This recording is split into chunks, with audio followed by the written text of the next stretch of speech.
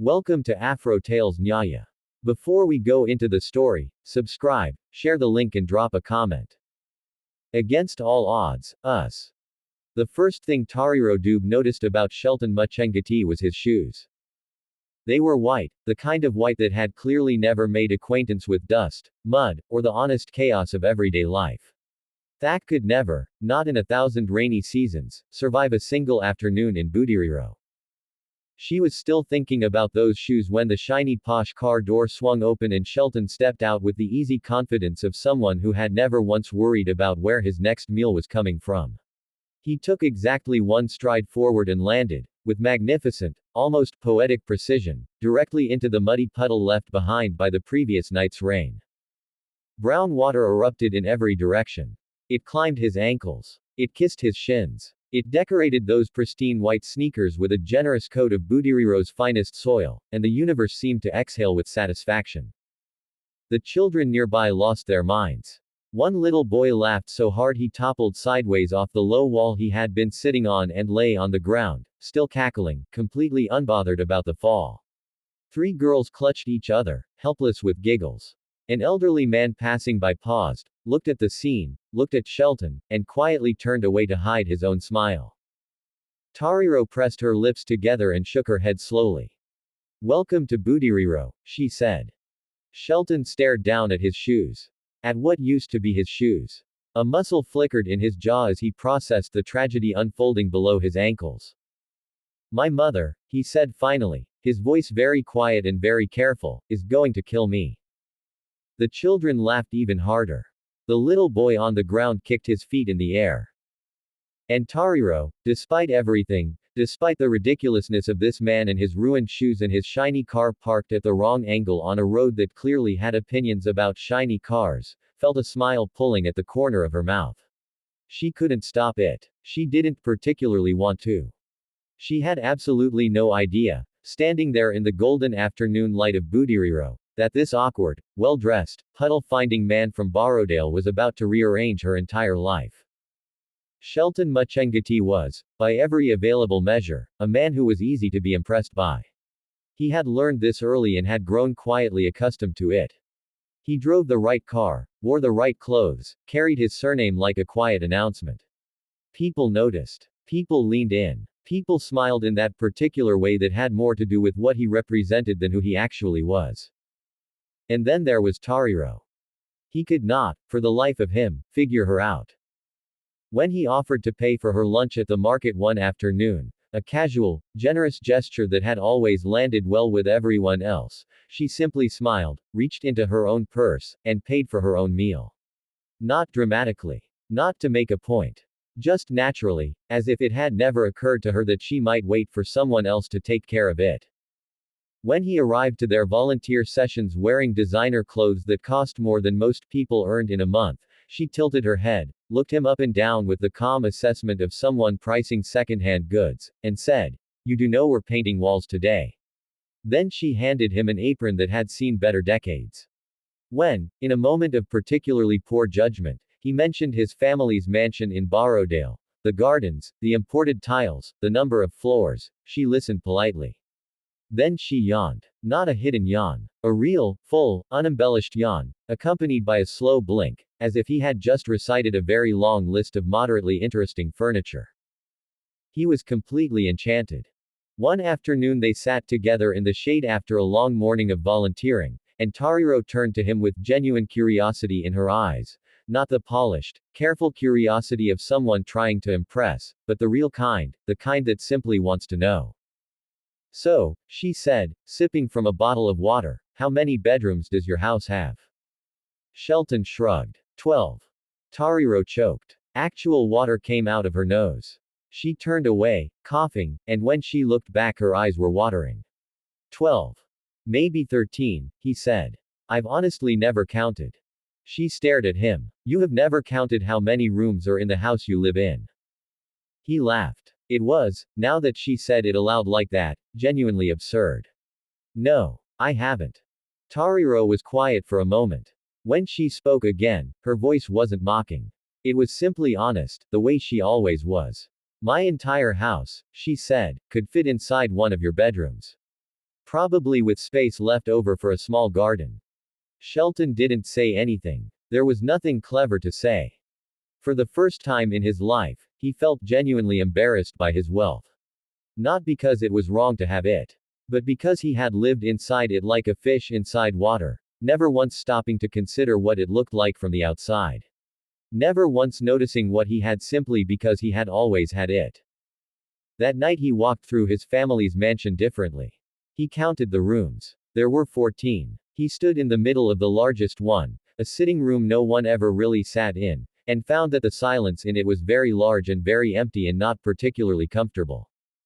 He thought about Tariro's laugh. He thought about how it filled every space it entered. He went to bed that night feeling, very strangely, like the poorer of the two of them. The months that followed crept by quietly, the way meaningful things often do, unannounced and accumulating, adding up to something significant before either of them quite realized it was happening. Their friendship deepened in the way that real friendships do, not in grand gestures or dramatic declarations, but in small, ordinary moments that somehow managed to feel extraordinary. A shared joke that made no sense to anyone else. An argument about directions that lasted 40 minutes and ended with both of them completely lost and laughing about it. The way she remembered, without being asked, that he hated coriander.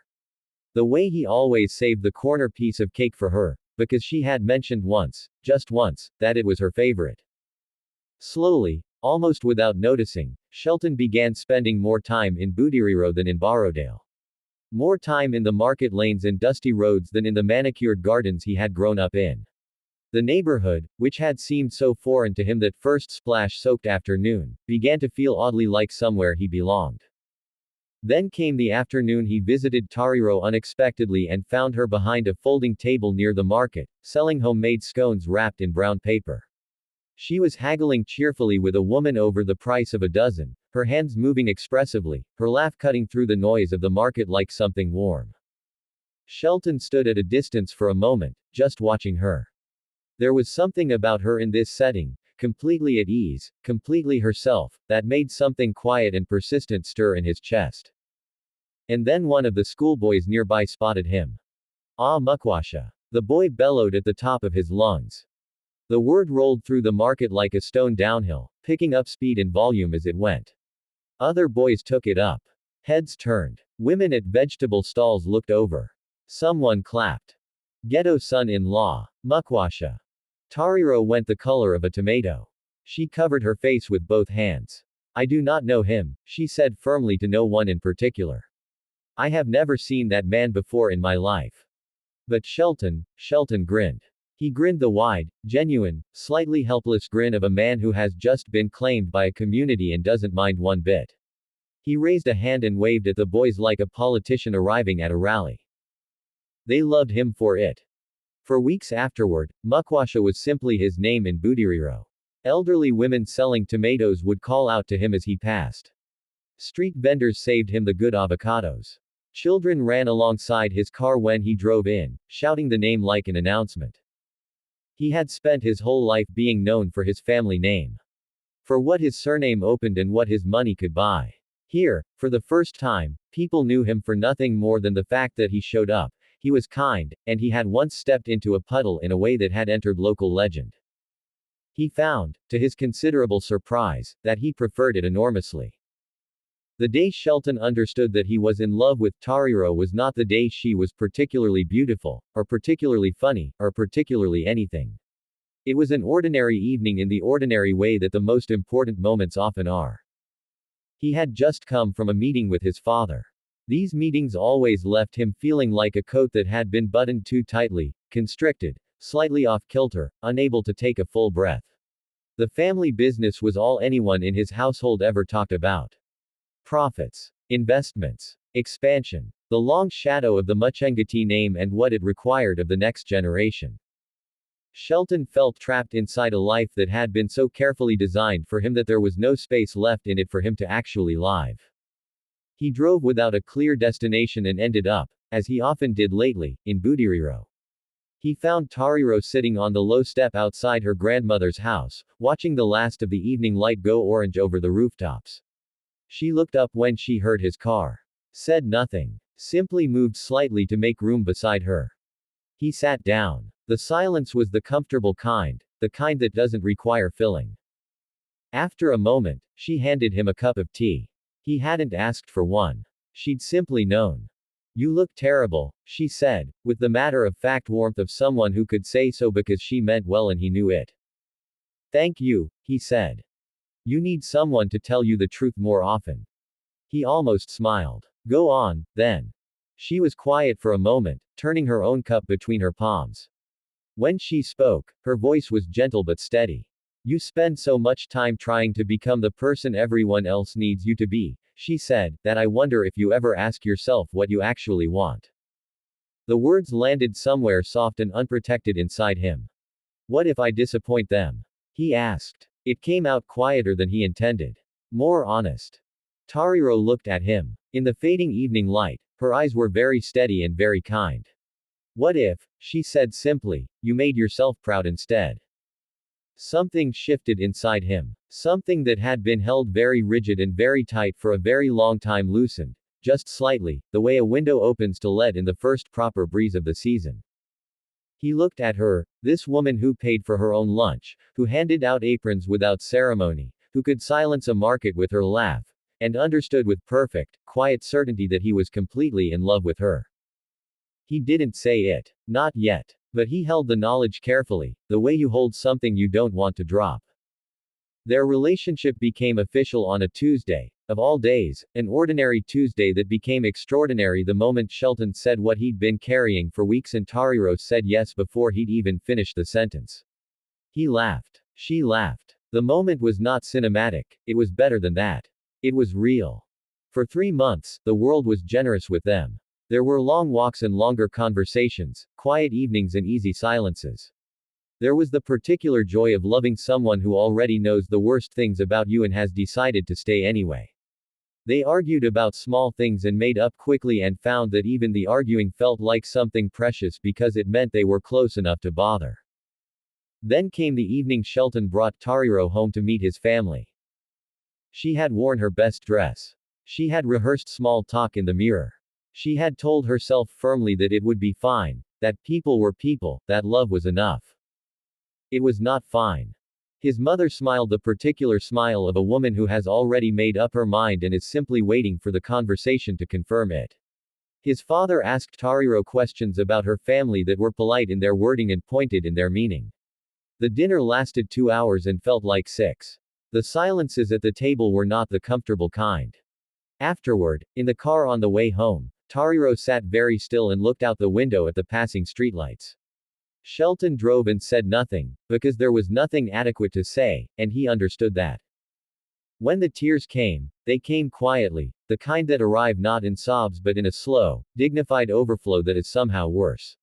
She pressed the back of her hand to her mouth. They think I'm not good enough for you, she said finally. Her voice was even. That made it harder to hear. Shelton reached across and took her hand. He held it the way you hold something you are determined not to lose. They're wrong, he said. But they're your family. And you are my future. The tears came harder then. Not because she was defeated. But because she had spent so much of her life being quietly, persistently underestimated, and here was this man, in his awkward, steadfast, puddle-stepping way, choosing her anyway. It was not the comfort she had expected. It was better. Still, the wound was real. For days afterward she carried it with her, careful and tender as a bruise she kept forgetting and then remembering again. She told herself it would pass. She didn't quite believe it yet. A year after the dinner that nobody liked to talk about, life did what it tends to do when you are finally happy, it complicated itself. Tariro's grandmother, the woman who had raised her, who smelled of cooking oil and lavender and warm certainty, who had never once in Tariro's memory said that something couldn't be done, fell seriously ill. The kind of ill that required hospitals and hushed conversations in corridors and forms with too many columns. The bills arrived like unwanted guests who didn't know when to leave. Business slowed in the way it always does when your attention is divided between surviving and worrying about someone you love. Money that had been carefully saved disappeared into the practical emergencies of keeping someone alive and keeping a household running simultaneously. One evening, very late, Tariro sat alone at the kitchen table. The accounts were open in front of her. A cold cup of tea sat forgotten beside her elbow. Outside, the neighborhood had gone quiet. She put her head down on her arms and cried. Not the polite, quiet tears of the car journey home from Shelton's family dinner. These were the ugly, exhausted tears of someone who has held everything together for too long and has finally, privately, run out of the strength to pretend. She didn't hear the knock at first. Then it came again, soft and patient, and she wiped her face quickly and opened the door. Shelton stood there. He had not called ahead. He had simply come, the way people who love you properly tend to show up, not when it's convenient but when it's necessary. He looked at her face. She looked at his. Neither said anything. He stepped inside, sat down beside her at the table, and simply stayed there. For a long while, neither spoke. The silence was not empty. It was full of everything that didn't need to be said. Then, gently, he slid a notebook across the table to her. She opened it. Inside, in his careful handwriting, the handwriting of someone who had clearly stayed up too late thinking this through, were pages of notes. Ideas for growing the baking business. A realistic budget broken down month by month. Marketing ideas that were clever without being complicated. A list of small grants available to food businesses that she hadn't known existed. Tariro stared at the pages. She looked up at him. You did all of this? He nodded. Not proudly. Simply. We'll figure it out, he said. We. The word came out small and a little uncertain. He met her eyes. We. One word. 2 letters. Somehow it was the most fortifying thing anyone had ever said to her. They worked through it together, slowly, carefully, page by page and week by week. Her grandmother recovered in stages, then steadily, then fully. The business found its footing again. The accounts stopped making Tariro's stomach sink when she looked at them. Life did not become easy. But it became manageable. And that, for the time being, was more than enough. The ultimatum came on a Sunday. Sundays in the Muchengeti house were formal affairs, the kind where the furniture seemed to sit up straighter and even the air felt starched. Shelton had known, walking in that morning, that something was different. His father was standing at the window when he entered. That was never a good sign. Choose. The word arrived without preamble, without cushioning, without any of the careful diplomatic language his father usually employed when he wanted something. Shelton looked at him. Choose what? Your inheritance. The business. Your future. A pause. Or that girl. The room became the particular kind of silent that has weight to it. Shelton's mother stood near the fireplace, her hands clasped together. She was not crying yet, but she was close, the careful, held back close of a woman who believes tears are a last resort. His father's arms folded slowly across his chest, the gesture of a man who considers the matter already settled. Everyone in the room expected Shelton to negotiate. To soften it. To find the diplomatic middle ground that his years in this family had trained him to locate, the narrow path between what he wanted and what was required of him. Instead, he stood up. He stood up and he looked at his father, really looked at him, without flinching, and when he spoke his voice was steady in a way it had never quite been before. As if something had finally finished settling into place inside him. Money can buy houses, he said. His father's eyes narrowed. Money can buy cars. It can buy the right address and the right surname and the right table at the right restaurant. He paused. But it cannot buy the woman I love. And I am not in the market to trade her. Nobody moved. The clock on the mantelpiece ticked loudly in the silence. Then Shelton walked to the door, and opened it, and left. His father didn't stop him. Perhaps, somewhere beneath the folded arms and the set jaw, he hadn't quite expected to need to. That night Shelton moved into a small apartment, the kind with one window that stuck in a geyser that took 7 minutes to produce hot water and a neighbor who played music too loudly on weekday evenings. He owned almost nothing. He had given up a great deal. He sat on the floor of his new, sparse, perfectly his apartment, and felt something he hadn't felt in years. The next 2 years were the kind that test you in ways you cannot fully anticipate and cannot adequately prepare for. There were mornings when Shelton couldn't afford fuel and took the commuter omnibus instead, squashed between strangers, hat pulled low, recalculating everything. There were evenings when Tariro's bakery orders dried up for no clear reason and she stayed up past midnight wondering if she was doing something wrong or if this was simply how uncertainty felt. There were weeks when they shared a single proper meal a day and called it an adventure because he simply looked at the room, at the noise and the color and the unlikely gathering of two worlds that had somehow, improbably, decided to be one. I was wrong, he said, in the particular tone of a man who does not say those words often and means them deeply when he does. Tariro felt the words land somewhere old and tender. She held them carefully. My son, he continued, quietly, is a better man than he would have been. That is because of you. Across the room, Shelton spotted them. His expression went from joyful to alarmed with impressive speed. He began moving in their direction with the purposeful urgency of a man who has decided to intervene in something he cannot yet see clearly. Tariro caught his eye and gave him the smallest shake of her head. He stopped. He looked at his father's posture, at her face, and visibly recalibrated. He is not attacking me, she told him later, laughing at the memory of his expression. I wasn't sure, Shelton said, with great dignity. I was very sure.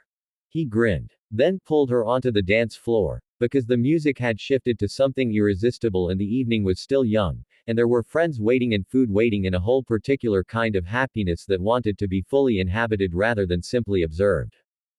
The old wounds, Tariro thought, as Shelton spun her badly and apologized and tried again, the old wounds were not erased. They didn't need to be. They had shaped her, after all. They were part of why she knew the value of what she had. But tonight, in the middle of all this improbable, hard-won, joyful noise, they were healing. Years later, when people asked them to share their story, at community events, at dinners, in the quiet conversations that sometimes break open between strangers who recognize something in each other, they always told it the same way. With the puddle, and the yawn, and the notebook of business plans, and the speech that disappeared on the hill. And they always ended the same way.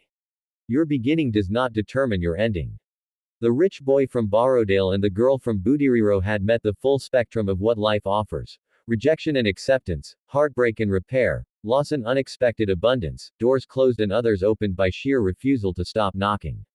They had been tested by money and by the absence of it, by family and by loneliness, by doubt and by the small, persistent choice to trust each other anyway. They had found, in all of it, something the world sometimes forgets to advertise alongside its love stories, that love is not primarily a feeling. It is a practice, a decision, a showing up, with tea when someone looks terrible, with a notebook when the numbers don't add up, with steadiness when everything else is shifting.